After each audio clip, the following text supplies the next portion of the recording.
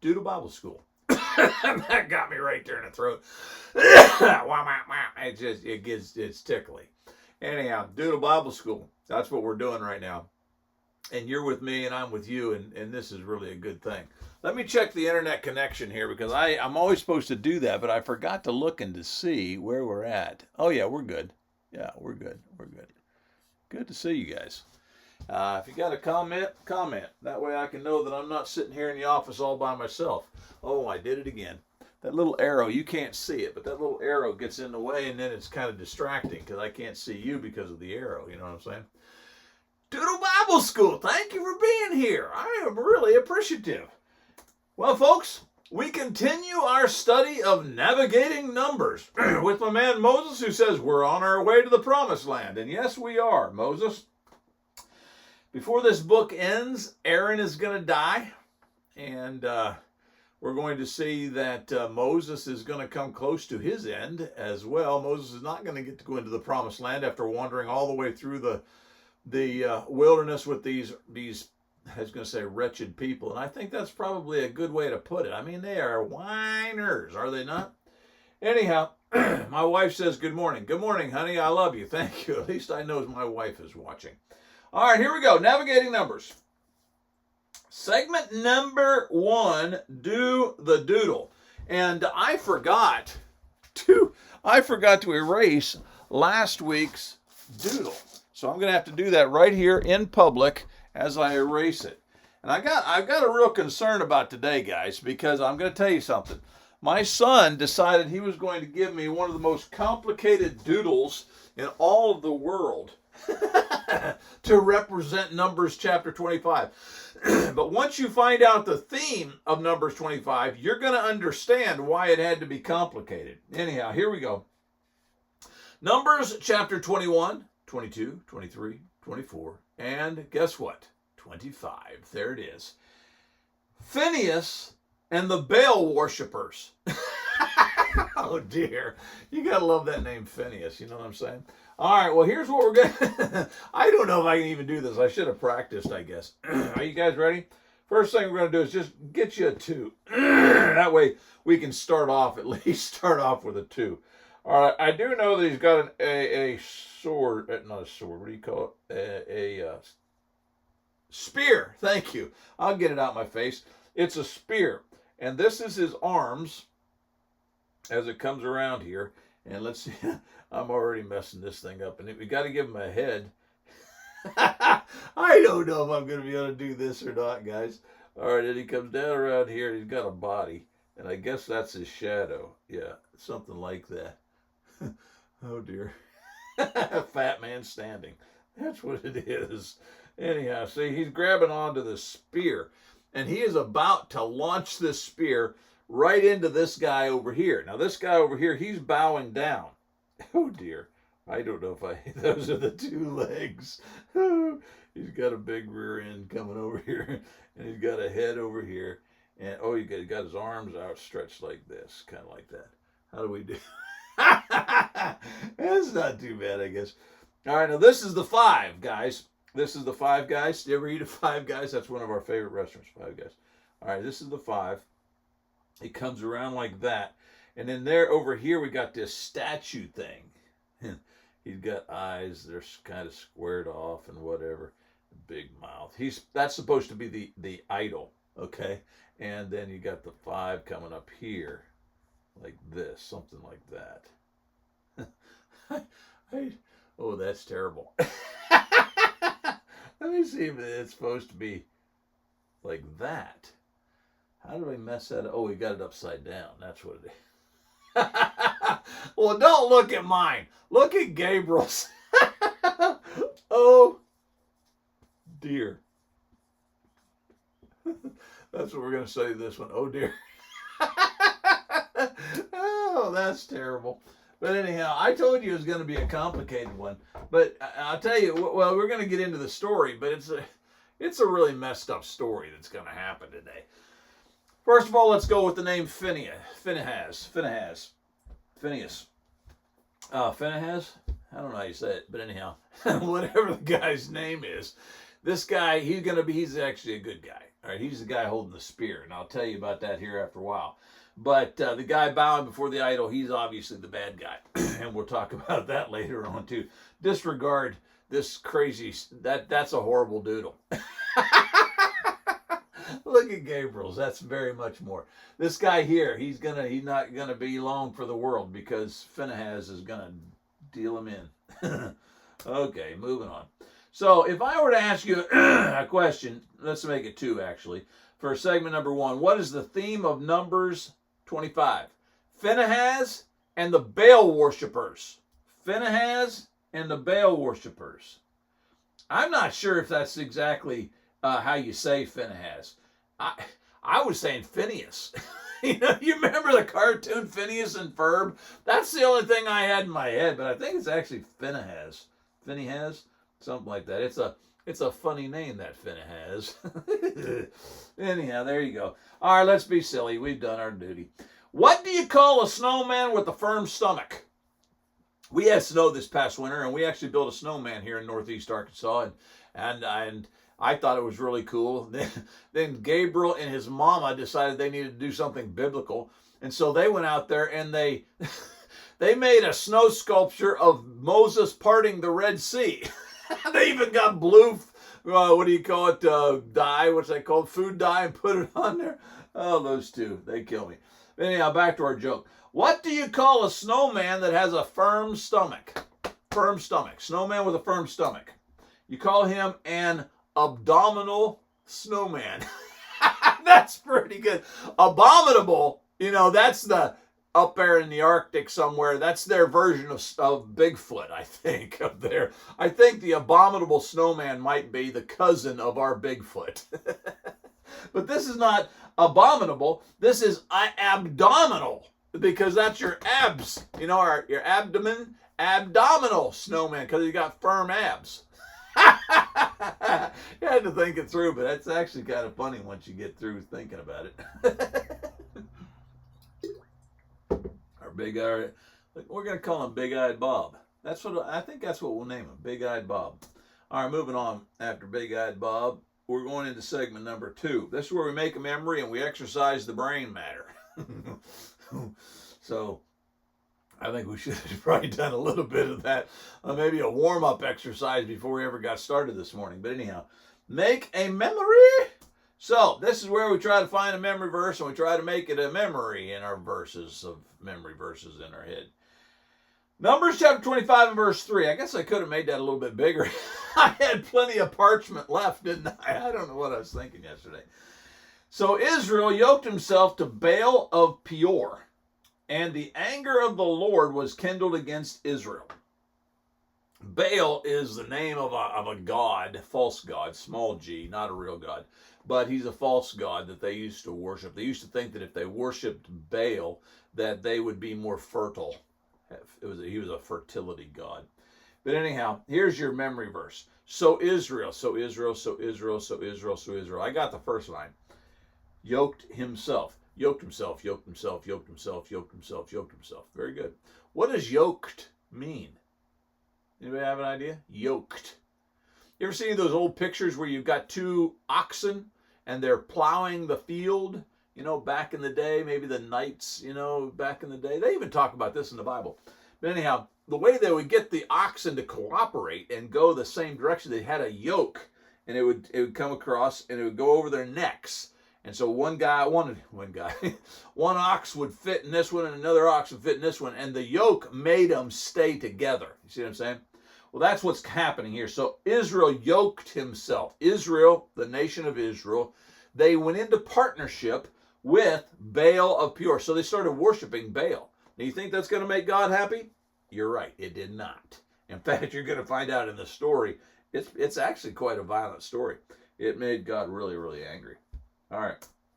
Now, if you can't remember it, by saying it 5 times, you can always go through and you can leave out lines, and that's what we did here. That's just an illustration.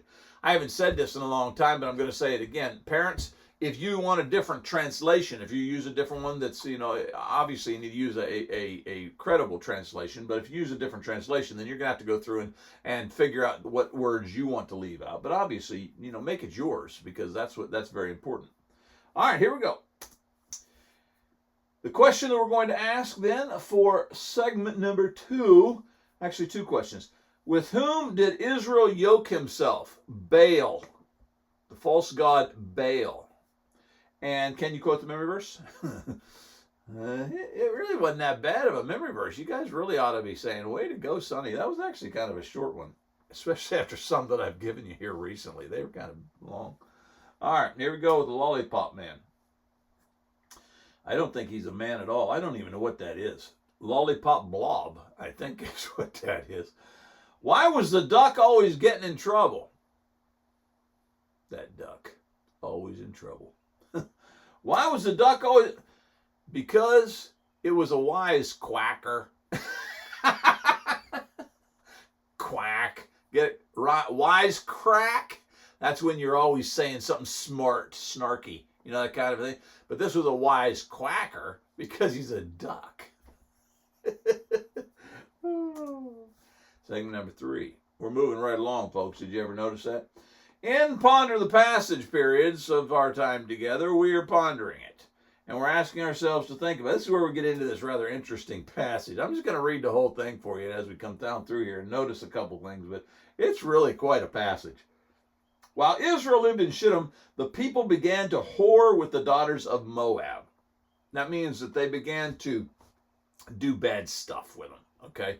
They began to participate in the evil of the nation of Moab, the people of Moab, and they began to cooperate and do bad stuff with Moab. Remember Moab, that's going to be on your test. These invited the people to sacrifice to their gods. That's one of the bad things that they're doing. And the people ate and they bowed down to their gods. So Israel yoked himself to Baal of Peor. And the anger of the Lord was kindled against Israel. And the Lord said to Moses, take all the chiefs of the people and hang them in the sun before the Lord, that the fierce anger of the Lord may turn away from Israel. If you stick around for my sermon segment, you're going to notice that we're going to talk about the severity of God as he reacts to idolatry. God hates idolatry. And there's a good reason for that. I mean, idolatry means that you're worshiping something other than God, and God gave you everything. You wouldn't even exist if it weren't for God. But I mean, people do some crazy stuff. They'll bow before statues, and they'll bow before totem poles, and they'll bow. I mean, just some really crazy stuff. And God says, why would you do that? I am right here. Worship me. But they don't. They worship crazy stuff like that. Well, God is so angry, and he recognizes that this is such a big deal. Because if they turn away from God, the whole purpose of humanity is gone. It's lost. The reason we even exist is so that we can be like God. We can worship God. Come into his presence and praise him and have a relationship with him. But if we're going to go chasing after totem poles and wooden statues and the whole purpose of man is gone. And God realizes that. So he's got to punish them in a really big way to show them idolatry is not good. And so he says, hang them in the sun before the Lord.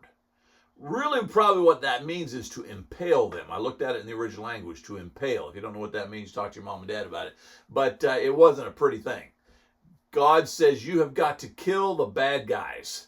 Because if you don't, they're just going to continue to influence the people in a very, very bad way until they get to a point where they don't even know me. And if they don't know me, what's the purpose of being here? Verse 6. And behold, one of the people of Israel came and brought a Midianite woman to his family in the sight of Moses and in the sight of the whole congregation of Israel, while they were weeping in the entrance of the tent of meeting. When Phinehas, there's our hero, when Phinehas, that guy right there, the guy with the big belly, when Phinehas, the son of Eleazar, the son of Aaron, the priest, saw it, he rose. Let's pause for a moment. So, who's our hero? Phinehas. And Phinehas is the grandson of Aaron. Aaron's pretty famous, right? He's the first high priest. And so Phinehas, because it says here, Phinehas is the son of Eleazar. Eleazar's the son of Aaron. And so that makes Phinehas the grandson of Aaron. He saw what was happening, that these bad things were happening. And it says that he rose, he left the congregation, he took a spear in his hand, And he went after the man of Israel into the chamber, and he pierced both of them, the man of Israel and the woman, through their belly. Thus the plague of the people of Israel was stopped. Nevertheless, those who died by the plague were 24,000. So how many died because of the plague? 24,000. So there's actually two major punishments that happen here because of idolatry. One is they're supposed to hang all the chiefs of the people. And two, there's a plague that's rushing through the place and killing all kinds of people. All of this is because of idolatry. Idolatry is a very bad thing. Whenever you bow before a statue, that's idolatry. Whenever you worship in front of a statue, that's idolatry. And you can't do that. You don't want to be in the same place as these people back then, do you? So that's why you got such a complicated picture over here. That's Phinehas. The 2 is Phinehas. And the 5 is the guy bowing before that idol. And Phinehas is about to run him through. All right, so there's your 5 areas that we looked at in this particular lesson. Here's your 5 questions. I think you can read those on your own.